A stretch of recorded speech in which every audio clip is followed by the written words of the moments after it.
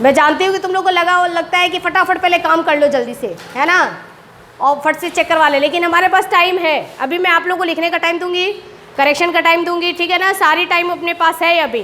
तो अभी बंद कर दो लिखना, समझ लो पहले। अभी जो समझाऊंगी ना वो होगा 20 मार्क्स का। कितने मार्क्स का होगा? 20 मार्क्स का। अब आप लोग को याद करके टेस्ट, तो रिटन टेस्ट देना है कब? कल। लेकिन याद करके अभी के अभी समझाऊंगी और समझाने के बाद तुरंत ओरल टेस्ट लूँगी अभी के अभी, ठीक है, तुरंत।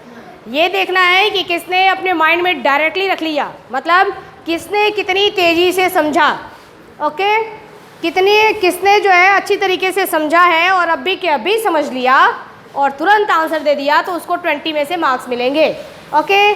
तो अभी समझाने के बाद मैं आप लोग का यहाँ से टेस्ट लूँगी। चलो स्टार्ट करें। लिखना बंद कर दो, समझने पे ध्यान दो। देखो पहला क्या है हमारा? अकेला चना भाड़ फोड़े, ठीक है। इसको हम क्या बोलते हैं? लोकोक्तियाँ, ठीक है ना, मतलब कि प्रोवर्ब्स, है ना। लोकोक्तियाँ हैं यानी कि प्रोवर्ब्स, यानी कि लोग बाग जो बोलते हैं, ठीक है। लोग बाग कोई चीज़ बोलते हैं ना, ऐसे वो बोल देते हैं, लेकिन उनको मतलब बड़ी बातों को, दूसरी चीज़ों को दूसरे भाषा में बोलेंगे। बोलना क्या चाह रहे हैं लेकिन उसको बोलेंगे दूसरे तरीके से। अगर तुमको इसका अर्थ नहीं पता होगा तो तुम समझ नहीं पाओगे, ठीक है। कहते हैं आम के आम, ठीक है, और गुठलियों के भी दाम। ये तुमने सुना है क्या? बहुत सारी मूवी में भी इस्तेमाल करते हैं। शोले किसने देखा है? उसमें वो बोलती है ना कि आम के आम, ये तो वही बात हो गई, आम के आम और गुठलियों के भी दाम, ठीक है। तो लोकोक्तियों का इस्तेमाल किया जाता है डेली के बोलचाल की भाषा में, ओके। और आपको अगर इसका अर्थ नहीं पता है तो फिर आपको पता नहीं पड़ेगा कि वो क्या बोल के चला गया, है ना। पता नहीं क्या, तुम तो कहोगे पता नहीं क्या है, आम गुठली बोल के चला गया, तो तुमको उसका अर्थ पता होना चाहिए, ठीक है। तो पहला हमारा क्या है? अकेला चना क्या भाड़ फोड़े। अकेला चना, ध्यान दो इधर, एक अकेला जो चना होता है, भाड़ का मतलब समझते हो? नहीं समझते हो?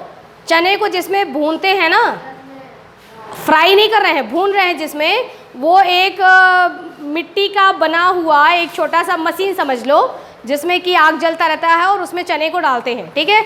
और जब चना उसमें जब सिकता है ना, तो चने अब ज़ोर ज़ोर से आवाज़ आती है। जैसे तुमने पॉपकॉर्न बनाया है, कुकर में पॉपकॉर्न बनाया है, कुकर में जब पॉपकॉर्न बनाते हो तो क्या होता है? छोटे छोटे खूब आवाज़ आती रहती है ना, धाड़ धाड़ धाड़ धूड़ धाड़ धूड़, अंदर लगता है कि क्या चल रहा है, पार्टी चल रही है, आती है ना आवाज़ कुकर में। तो और वो क्या होते हैं, छोटे छोटे जो है फूटते जाते हैं, और जब तुम कुकर खोलते हो तो पूरा भर के पॉपकॉर्न निकल जाता है, ठीक है।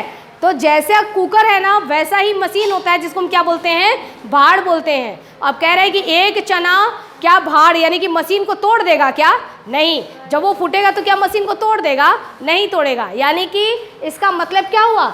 कहा तो हमने ये बात है, ठीक है, लेकिन वास्तव में चना भाड़ को फोड़ने नहीं जा रहा है, मतलब कुछ और है, ठीक है। इसका मतलब क्या है? मतलब है कि अकेला व्यक्ति, एक अकेला व्यक्ति कोई बड़ा काम नहीं कर सकता, ठीक है। अब एक बहुत बड़ी सी फैक्ट्री है ना, और उस बहुत बड़ी सी फैक्ट्री में मुझे बहुत सारे काम करने हैं। मैं अकेले पूरी फैक्ट्री में सारा काम कर लूँगी क्या?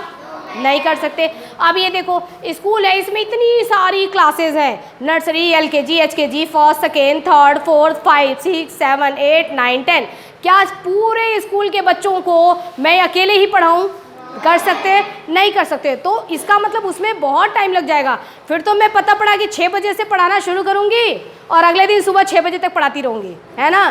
तो इसके लिए क्या होता है कि बहुत सारे लोग मिल के काम करते हैं। सारे टीचर्स आते हैं ना स्कूल में, टीचर्स अपना काम करते हैं, ठीक है, अनीता बाई जी अपना काम करती हैं, राम किशन अंकल अपना काम करते हैं ना। तो सब मिलजुल के काम करते हैं। तो अकेला व्यक्ति बड़ा काम नहीं कर सकता।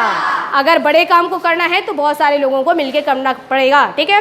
जैसे अकेला मैं बोलूँगी कि तुषार, क्या तुषार बेचारा अकेला अपना होमवर्क कर पाएगा?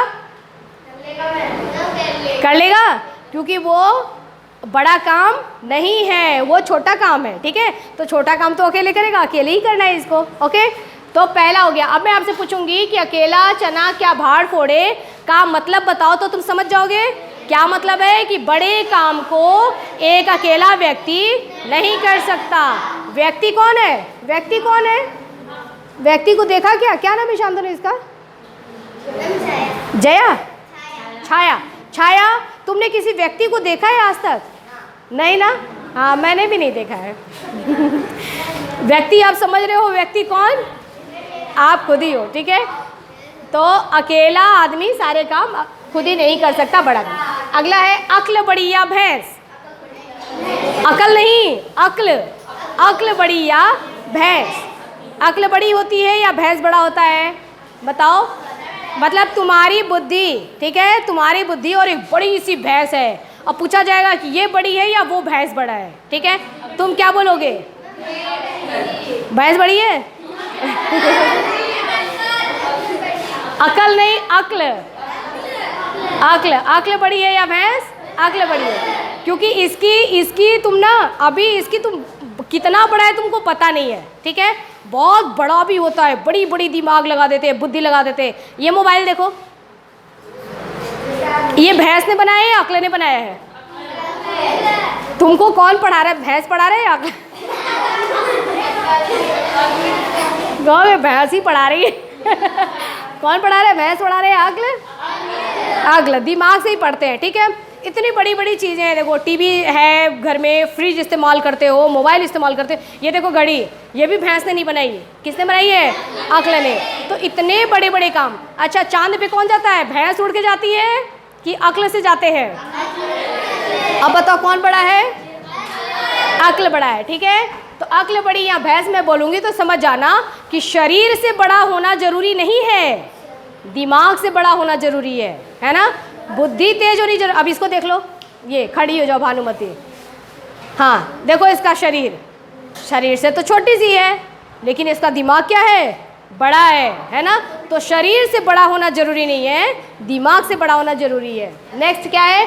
अंत भला तो सब भला। अंत भला तो सब भला। मान लो कि एग्ज़ाम तुमने साल भर अच्छे से पढ़ाई नहीं की, तुम्हारा एग्ज़ाम आ गया है ना, साल भर पढ़ाई नहीं किए, एग्ज़ाम को 1 महीने रह गए, लेकिन तुमने उस 1 महीने में इतना पढ़ाई किया, इतना पढ़ाई किया, इतना पढ़ाई किया कि एग्ज़ाम में तुम्हारे बहुत अच्छे नंबर आए, ठीक है। तो हम कहेंगे कि चलो गधा साल भर तो नहीं पढ़ा, लेकिन एग्ज़ाम तो पढ़ लिया, अच्छे नंबर तो आ गए, मतलब अंत क्या हो गया? अंत क्या होगा? भला हो गया, अच्छा हो गया, अच्छे नंबर आ गए। बहुत सारी मूवी देखते हो ना, मूवी स्टार्ट होती है खुशी खुशी से, फिर बीच में कितना क्लाइमेक्स, कितना वो सब आ जाता है ना, इमोशन और क्या क्या क्या क्या, फिर मूवी लास्ट में हैप्पी एंडिंग होती है ना। तो लास्ट में तो सब खुश खुश, ठीक है। तो क्या कहते हैं? मिशन मंगल कौन कौन देखने गया था? हाँ देखो, उसमें रॉकेट भेजने में कितनी परेशानी आई थी ना, कितना कुछ परेशानी आया। लास्ट में पता पड़ा कि रॉकेट लॉन्च होने का टाइम हो गया, तो बारिश आ गई, तो हो ही नहीं पा रहा था, लेकिन अंत भला, लास्ट में रॉकेट पहुंचा मंगल पे, ठीक है ना। तो अंत भला तो सब भला, मतलब लास्ट अगर हमारा अच्छा है तो हम कहेंगे फिर ठीक है, सब कुछ अच्छा। बीच में कुछ बिगड़ा भी था तो कोई बात नहीं। अरे उधर, हेलो निहाल, समझ लो। हाँ, फिर वही वाली बात हो जाएगी, नहीं अक्ल वाली बात। आगे देखो, आगे कुआं पीछे खाएंगे, ठीक है। तुमने सोचा कि चलो यहाँ टेस्ट लेने वाली हैं मैम, है ना, धीरे से बाहर खिसक लेते हैं, ठीक है। तो तुमने मैम से बोला मैम मैं गो टू वॉशरूम, ठीक है। मैम जाऊँ, ठीक है। मैम ने सोचा कि इमरजेंसी है, भेज दो, ठीक है। मैम ने तुम्हारे को यहाँ से भेज दिया, तुम सोचा कि चलो बच गए। किससे बच गए?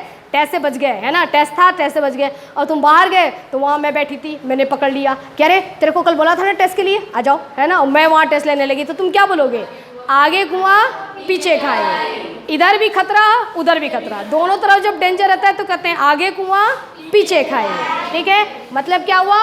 दोनों ओर से परेशान, इधर भी परेशान कर दिया मैम ने और उधर भी श्वेता मैम ने परेशान कर दिया। बस सब परेशान करते हैं बच्चों को, है ना।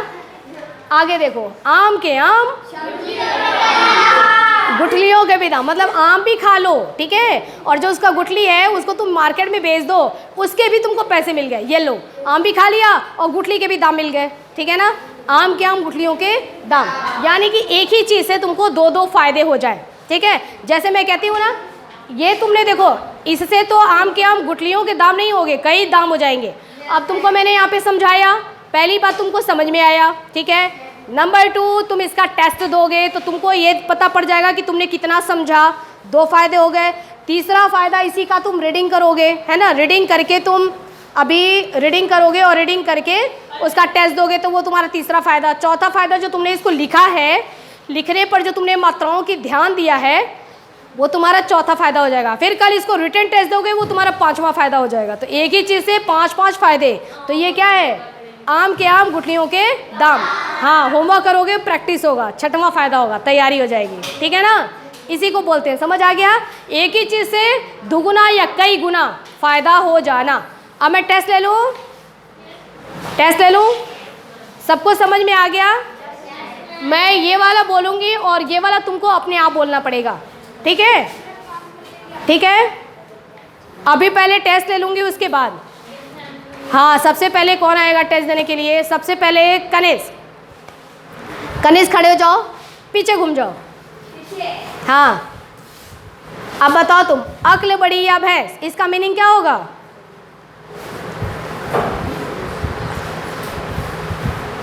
अरे कनिष्क, अक्ल बड़ी या भैंस? शांतनु खड़े हो जाओ, पीछे मुड़ जाओ। हाँ, अब बताना, अक्ल बड़ी या भैंस? याद करने की जरूरत नहीं है, ऐसे ही बोल दो, है ना, कि शरीर बड़ा होने के बजाय दिमाग का बड़ा होना ज़्यादा जरूरी है। जरूरी नहीं है कि आ जाओ कनिष्क, सीधा हो जा। ऐसा नहीं है ना कि जो इसमें लिखा है वही बताएंगे, हमने जो समझा है हम वो बताएंगे। समझ आ गया? चलिए मैं टेस्ट थोड़ी देर बाद लेती हूँ, ये भी समझाने के बाद। ओके, अब आप लोग पहले ये वाला काम कर लो। शांतनु, शांतनु,